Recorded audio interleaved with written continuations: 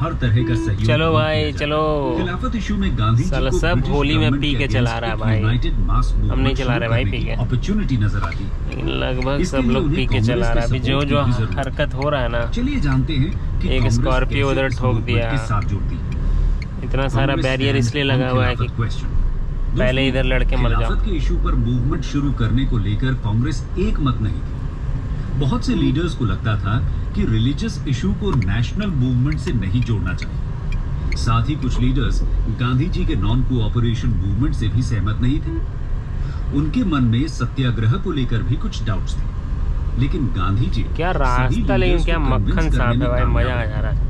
और मूवमेंट के लिए कांग्रेस का अप्रूवल मिल जाता है। अच्छा लग रहा है। इसके लिए सितंबर 1920 में कलकत्ता में कांग्रेस का स्पेशल सेशन ऑर्गेनाइज किया जाता है।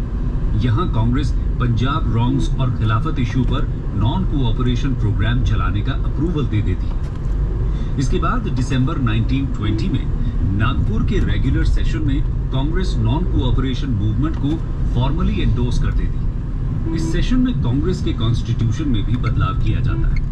कांग्रेस का गोल कॉन्स्टिट्यूशनल मीन्स के द्वारा सेल्फ गवर्नमेंट अटेन करने की जगह पीसफुल और लेजिटिमेट मीन्स सब लाल पीला होके चल रहे हैं। बहुत प्रोटेक्टेड फीलिंग आ रहा है कार में चलने में। ऑपरेशन मूवमेंट शुरू, बाहर दुनिया मुठभेड़ में लगी हुई है। टर्की के साथ फेवरेबल ट्रीटी। दूसरी डिमांड थी पंजाब रॉन्ग्स का रिड्रेसल और तीसरी डिमांड थी स्वराज की स्थापना। गांधी जी डिक्लेयर करते हैं कि अगर पूरी तरह नॉन कोऑपरेशन प्रोग्राम को फॉलो किया जाएगा तो 1 साल में ही स्वराज मिल जाएगा, और अगर ऐसा नहीं हुआ तो वो सिविल डिसोबीडियंस मूवमेंट शुरू कर देंगे। देखते ही देखते आंदोलन पूरे देश में फैलने लगता है। तो आइए आंदोलन के स्प्रेड और इस दौरान होने वाली एक्टिविटीज को समझते हैं। Spread of the movement and peoples participation. दोस्तों, नॉन कोऑपरेशन प्रोग्राम में गवर्नमेंट स्कूल्स और colleges, law courts, legislative councils, foreign cloth etcetera का बॉयकॉट करना शामिल था। आंदोलन को घर घर तक पहुंचाने के लिए गांधी जी अली ब्रदर्स के साथ नेशन वाइड टूर करते हैं। हजारों की संख्या में स्टूडेंट्स गवर्नमेंट स्कूल्स और कॉलेजेस छोड़कर नेशनल स्कूल्स और कॉलेजेस ज्वाइन कर लेते हैं। इस दौरान बहुत से एजुकेशनल इंस्टीट्यूशंस ऑर्गेनाइज किए गए, जैसे कि अलीगढ़ में जामिया मिलिया, काशी विद्यापीठ, गुजरात विद्यापीठ और बिहार विद्यापीठ। बहुत सारे लॉयर्स अपनी प्रैक्टिस छोड़ देते हैं, जिसमें मोतीलाल नेहरू, क्या तरीका है भाई बताइए, ये कोई तरीका है ऐसे गेट लगाने का, खोलने का? शामिल थे। जगह जगह विदेशी कपड़ों की होली जलाई जाने लगती है और इनका इंपोर्ट लगभग आधा हो जाता है। तिलक स्वराज फंड में 1 करोड़ रुपए कलेक्ट हो जाते हैं। जुलाई थोड़ा सा गाड़ी आगे लगा दीजिए, ठीक है आप बुजुर्ग है, समझ में आ रहा है, लेकिन करने के लिए कहते हैं। इसका ये मतलब नहीं ना कि आप बिल्कुल रोड के बीच में गेट खोलिएगा। फिर गांधी जी थोड़ा सा गाड़ी आगे लगा देते हैं और लोकल कांग्रेस कमेटीज को इसके ऊपर रेजोल्यूशन पास करने के लिए कहते हैं। असम में टी प्लांटेशंस, स्टीमर सर्विसेज और असम बंगाल रेलवेज में हड़ताल ऑर्गेनाइज की जाती है। नवंबर 1921 में प्रिंस ऑफ वेल्स की इंडिया विजिट पर जगह जगह हड़ताल और डेमोन्स्ट्रेशंस ऑर्गेनाइज होती हैं। नॉन कोऑपरेशन मूवमेंट के दौरान बहुत से लोकल मूवमेंट्स भी शुरू होते हैं, जैसे कि यूपी में अवध किसान मूवमेंट और एका मूवमेंट, मालाबार में मोपला रिवोल्ट और पंजाब में सिख एजिटेशन।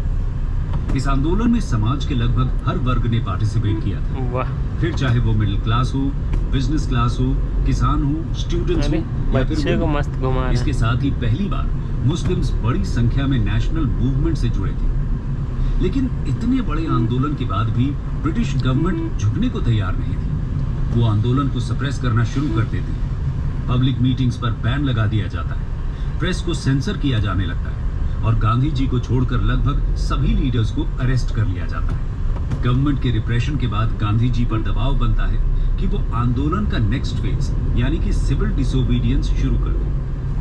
1 फरवरी 1922 को गांधी जी डिक्लेयर करते हैं कि अगर पॉलिटिकल प्रिजनर्स को रिहा नहीं किया गया और प्रेस पर से कंट्रोल्स नहीं हटाए गए तो वो गुजरात के बारदोली से सिविल डिसोबीडियंस मूवमेंट शुरू करेंगे। लेकिन इससे पहले कि गांधी जी ऐसा कुछ करते, एक ऐसी घटना होती है जिसके बाद आंदोलन को ही वापस ले लिया जाता है। चौरी चौरा इंसिडेंट। दोस्तों, यूपी के गोरखपुर डिस्ट्रिक्ट में चौरी चौरा नाम का एक छोटा सा गांव है। इतिहास में इसे याद रखा जाता है यहाँ 5 फरवरी 1922 को हुई घटना की वजह से। हुआ ये था दोस्तों कि आंदोलन के दौरान यहाँ प्रदर्शन कर रहे लोगों के लीडर को पुलिस ने काफी मारा था। इससे गुस्से में आए लोग पुलिस स्टेशन के सामने प्रोटेस्ट करते हैं। पुलिस प्रोटेस्ट कर रहे लोगों के ऊपर ओपन फायर करना शुरू कर देती है। इससे लोगों में गुस्से की आग और ज्यादा भड़क जाती है और वो पुलिस पर हमला बोलते हैं। थाना ही जला देते हैं। पुलिसमैन बचने के लिए स्टेशन के अंदर छुप जाते हैं। तभी भीड़ स्टेशन को ही आग लगा देती है। इस हिंसा में 22 पुलिस वाले मारे जाते हैं। हिंसा की इस घटना के बारे में सुनने के बाद गांधी जी तुरंत आंदोलन को वापस ले लेते हैं।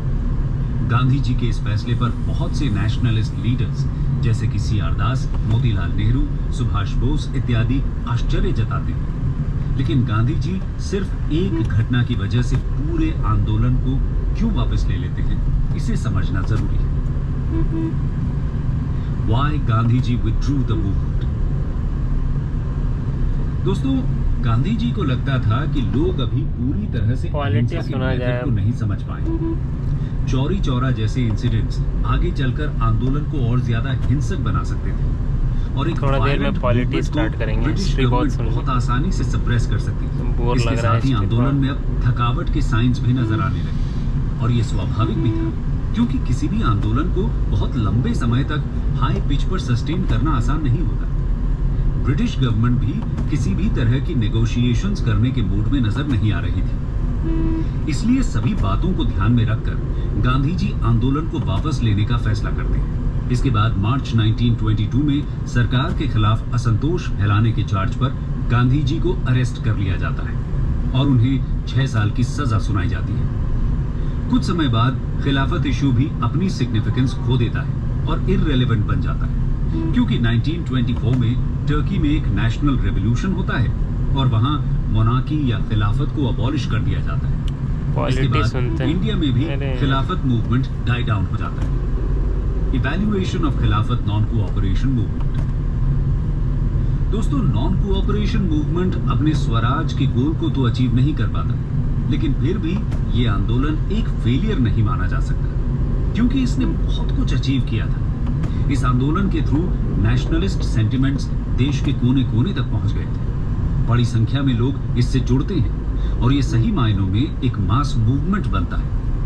आंदोलन में मिडिल क्लास के कंपैरिजन में उल्टे रास्ते से क्यों आ रहे हैं? पार्टिसिपेशन ज्यादा रहता है। इसके अलावा मद्रास को छोड़कर काउंसिल इलेक्शन का बॉयकॉट लगा सुसाइड करने आ रहा है जब मेरी तरफ मुड़ा। पोलिंग एवरेज सिर्फ 5 पॉलिटिक्स सुनना है। कोई ना कोई ऐसा मिल ही जा रहा है जो अलग तरीके से चल रहा है। सबसे इम्पोर्टेंट फैक्टर था।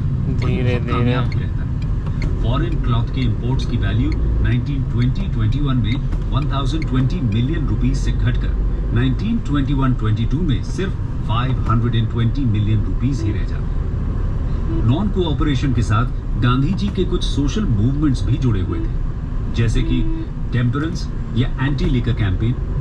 इनका भी व्यापक असर देखने को मिलता है। पंजाब, मद्रास, बिहार और उड़ीसा में लिकर एक्साइज रेवेन्यू में सिग्निफिकेंस गिरावट होती है। सबसे जरूरी बात, इस आंदोलन में भाग लेने के बाद लोगों का कॉन्फिडेंस बढ़ जाता है और वो ब्रिटिश रूल का सामना करने के लिए तैयार हैं। हम कह सकते हैं कि non cooperation movement Indian freedom struggle का टर्निंग पॉइंट साबित होता है। यहाँ से मास मूवमेंट की शुरुआत होती है